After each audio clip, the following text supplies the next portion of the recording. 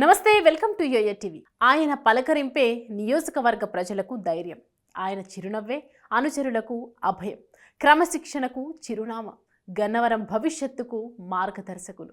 ఆయన ఎవరో కాదు, టీడీపీ అభ్యర్థి యార్లగడ్డ వెంకటరావు.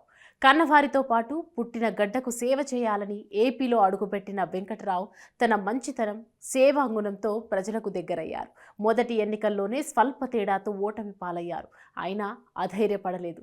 పార్టీ ఎన్ని ఆఫర్లు ఇచ్చినా వద్దన్నారు. గన్నవరం ఎమ్మెల్యే కావడమే లక్ష్యమని పార్టీని వీడి టీడీపీలో చేరారు. ఈసారి ఎన్నికల్లో గన్నవరం ఎమ్మెల్యేగా గెలిచి అసెంబ్లీలో అడుగు పెడతా అంటున్న యార్లగడ్డ వెంకటరావు జీవిత ప్రస్థానం మీకోసం.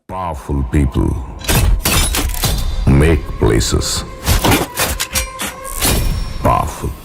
యార్లగడ్డ వెంకటరావు రామశేషగిరిరావు లక్ష్మీ సామ్రాజ్యం దంపతులకు మొదటి సంతానంగా 1974 అక్టోబర్ 4న కృష్ణా జిల్లా పెనుమంచి గ్రామంలో జన్మించారు. ఈయనకు తమ్ముడు సతీష్ కూడా ఉన్నారు. వెంకటరావు వాళ్ళది వ్యవసాయ కుటుంబం అయినా ఆయన తల్లిదండ్రులు ఎంతో శ్రద్ధగా చదివించారు. వెంకటరావు వివాహం 2002లో గొల్లపూడికి చెందిన జ్ఞానేశ్వరితో జరిగింది.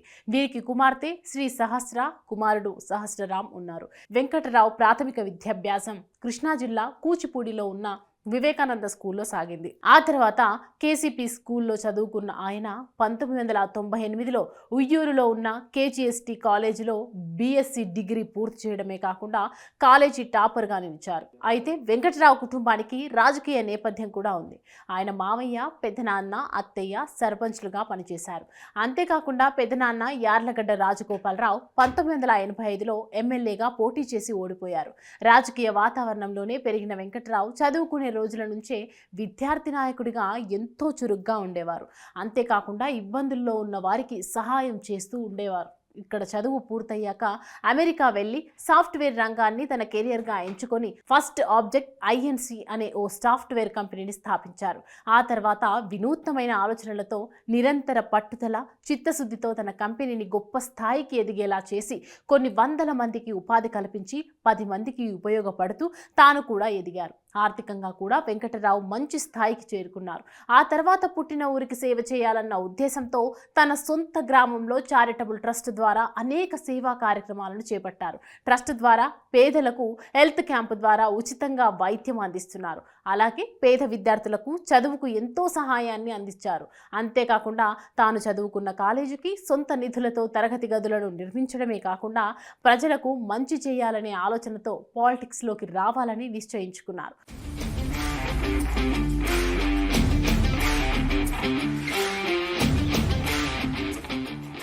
అలా అమెరికాలో కోట్లాది రూపాయల సంపాదనను తనకు 19 ఏళ్ళు ఆర్థికంగా బలపడేలా చేసిన దేశాన్ని సైతం వదిలి ఇండియాకు వచ్చేశారు. అనంతరం వైసీపీ పార్టీలో చేరారు. అప్పటి నుంచి నిత్యం ప్రజల్లో ఉంటూ పార్టీ పరంగానే కాకుండా సొంతంగా ఎన్నో సేవా కార్యక్రమాలను చేసి మంచి గుర్తింపు తెచ్చుకున్నారు వెంకట్రావు. అలా ఒక్కొక్క మెట్టు ఎక్కుతూ 2019 ఎన్నికల్లో గన్నవరం నియోజకవర్గంలో వైసీపీ తరపున వెంకటరావు పోటీ చేశారు. ఆ ఎన్నికల్లో మొత్తం 15 మంది అభ్యర్థులు పోటీ చేసి ప్రధాన పోటీ మాత్రం వంశీ, వెంకటరావు మధ్య జరిగింది.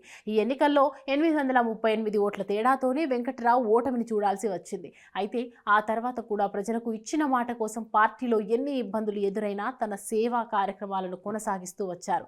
వాస్తవానికి ఆయన సొంత ఊరు పెనుమంచి గ్రామం పామరు నియోజకవర్గం పరిధిలోకి వస్తోంది. ఆ నియోజకవర్గం రిజర్వ్డ్ కేటగిరీకి చెందడంతో వైసీపీ అధినేత జగన్ సూచన మేరకు గన్నవరం నుంచి పోటీ చేసి ఓడిపోయారు. గన్నవరంలో ఉన్న 84 పంచాయతీలు, 104 గ్రామాల్లో ప్రతి ఇంటిని సందర్శించడంలో పాటు పాదయాత్రలు కూడా చేశారు. 1450 కిలోమీటర్లకు పైగా నడిచి ప్రజా సమస్యలను తెలుసుకున్నారు. గత అసెంబ్లీ ఎన్నికల్లో టీడీపీ తరపున గెలిచి వైసీపీలో చేరిన వంశీతో కలిసి పనిచేయాలనే అధిష్టానం యార్లగడ్డను కోరింది. కానీ అందుకు వెంకట్రావు నో చెప్పారు. దీంతో కేడీసీసీ బ్యాంక్ చైర్మన్గా 14 నెలల పాటు బాధ్యతలు నిర్వహించారు. ఆ సమయంలో కూడా వెంకటరావు తన తెలివితేటలతో బ్యాంకు అభివృద్ధి చెందేలా చేయడమే కాకుండా 5,200 కోట్ల టర్నోవర్ ఉన్న బ్యాంకును 9,000 కోట్ల టర్నోవర్ వరకు చేరేలా చేసి దేశంలోనే కోఆపరేటివ్ బ్యాంకులలో నెంబర్ 1 స్థానంలో నిలిచేలా చేశారు. ఇందుకు గాను అవార్డును కూడా అందుకున్నారు. అంతేకాకుండా బ్యాంక్ చైర్మన్గా ఉన్న సమయంలో విద్యార్థుల ఉన్నత చదువులకు లక్షల్లో లోన్లను మంజూరు చేయించారు.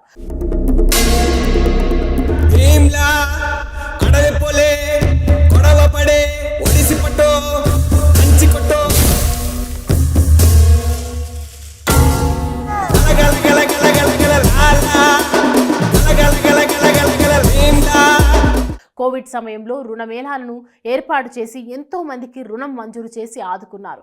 ఇవే కాకుండా డ్వాక్రా గ్రూపులు, క్యాష్ క్రెడిట్ రుణాలు, దీర్ఘకాలిక రుణాల ద్వారా మొత్తం 3 కోట్ల రూపాయలను మంజూరు చేశారు. చదువు కోసం విద్యా రుణం కింద 30 లక్షల రుణాలను పేద విద్యార్థులకు అందేలా చేశారు. గందరగోళంలో ఉన్న ఇండ్ల పట్టాలను రైతు కుటుంబాలకు అందించారు. అంతేకాకుండా రూపాయి వడ్డీకే రైతులకు రుణాలు అందించిన ఘనత వెంకటరావు సొంతం. తాను ఎమ్మెల్యే పదవిలో లేకున్నా కూడా గన్నవరానికి ఎంతో అభివృద్ధి చేశారు. ఇవన్నీ ఒక ఎత్తైతే జగన్ పాదయాత్ర సమయంలో కూడా వెంకటరావు ఆయన వెన్నంటే ఉన్నారు. గన్నవరం నియోజకవర్గంలో పాదయాత్ర పూర్తయ్యే వరకు కావాల్సినవన్నీ ఆయన చూసుకున్నారు. ఆర్థికంగానే కాకుండా జన సమీకరణ విషయంలో కూడా చొరవ తీసుకొని జగన్ వెన్నంటే ఉన్నారు. ఈ 5 ఏళ్లలో గన్నవరంలో మరింత పేరు, గుర్తింపుతో పాటు క్యాడర్ను పెంచుకున్నారు. అలాగే గన్నవరం టికెట్ను ఆశించారు, కానీ అధిష్టానం మాత్రం అందుకు అంగీకరించలేదు. పైగా వెంకటరావు చేసిన అభివృద్ధి, సేవలను కూడా గుర్తించలేదు. పార్టీ నుంచి కూడా వెంకటరావుకు తీవ్ర వ్యతిరేకత ఎదురైంది. అయినా వెంకటరావు మాత్రం తాను ఎమ్మెల్యేగానే పోటీ చేస్తానని, ప్రజలకు ఇచ్చిన మాట నిలబెట్టుకుంటానని గన్నవరం టికెట్ కోసం పోటీ పడ్డారు. దీంతో వైసీపీ మాత్రం వెంకటరావుకు పొమ్మనలేక పోగబెట్టింది. అన్ని భరించిన ఆయన వెనక్కి తగ్గకుండా తాను గన్నవరం నుంచే పోటీ చేస్తారని నిర్ణయించుకున్నారు. ఆ తర్వాత బహిరంగంగానే టీడీపీని టికెట్ అడిగారు. ఆ తర్వాత గన్నవరం నియోజకవర్గంలో 2023 ఆగస్టు 22న నారా లోకేష్ చేస్తున్న పాదయాత్ర సందర్భంగా వెంకటరావు టీడీపీలో చేరుతారంటూ ప్రచారం జోరుగా సాగింది. అయితే అంతకు ముందే 2023 ఆగస్టు 20న చంద్రబాబు అపాయింట్మెంట్ ఇవ్వడంతో ఆయన్ను కలిశారు. అలా టీడీపీలో చేరిన వెంకటరావుకు గన్నవరం టికెట్ ఇచ్చారు.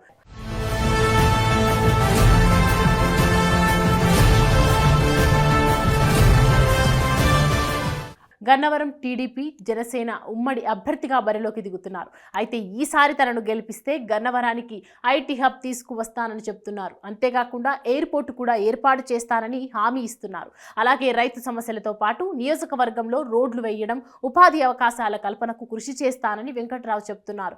తనను గన్నవరం ఎమ్మెల్యేగా గెలిపించిన 6 నుంచి 9 నెలలో హామీలను నెరవేరుస్తానని అంటున్నారు వెంకటరావు. అయితే గత ఎన్నికల్లో కేవలం స్వల్ప ఓట్ల తేడాతో ఓడిన యార్లగడ్డకు స్థానికంగా సొంత సామాజిక వర్గం బలంతో పాటు అనుచర గణం భారీగా ఉంది. అంతకు మించి వైసీపీకి ఎంతో సేవ చేసిన వెంకటరావు పట్టించుకోలేదన్న సానుభూతి ప్రజల్లో ఉంది. ఇవన్నీ కూడా వెంకటరావు గెలుపుకు కలిసి వస్తున్నాయి. ఈ లెక్కన చూసుకుంటే ఈసారి ఎన్నికల్లో వెంకటరావు గెలుపు ఖాయం.